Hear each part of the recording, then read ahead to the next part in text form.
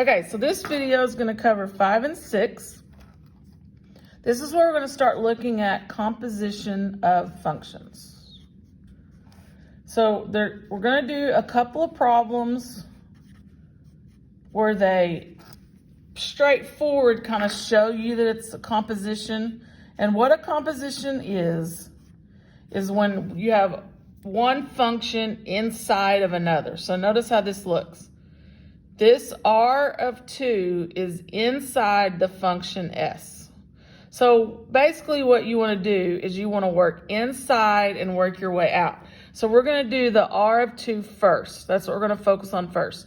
So I'm going to take this R of 2 and I'm going to do it first. So I'm going to go to the R function, and that's negative x plus 1. So I'm going to substitute the 2 in for the x. So instead of negative x plus 1, now I have negative 2 plus 1. So that function, that answer equals negative 1. Well, now that you have the answer to R of 2, now that is your new number in your outer function.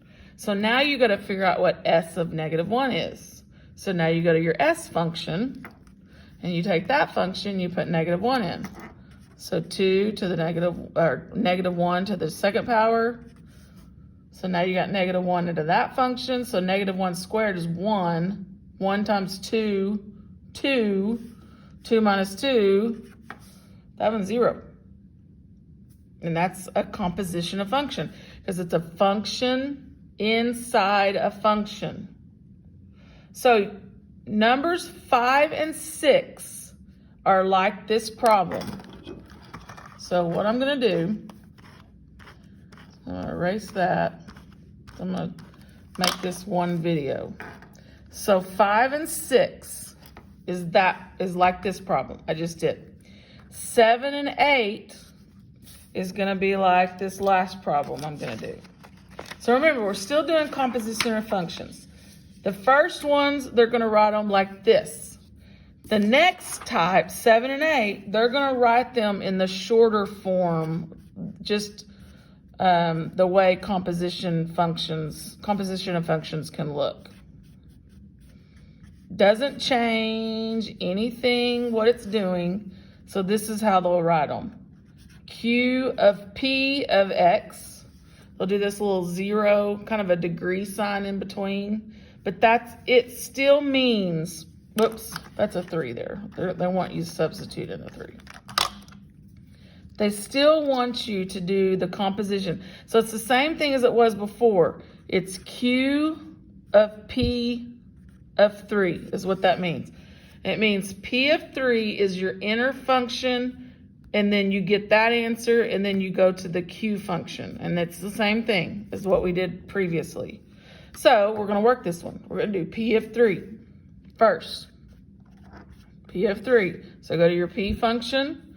So 3 squared plus 6. 9 plus 6. 15. Now 15 is the Q. It goes to the Q function.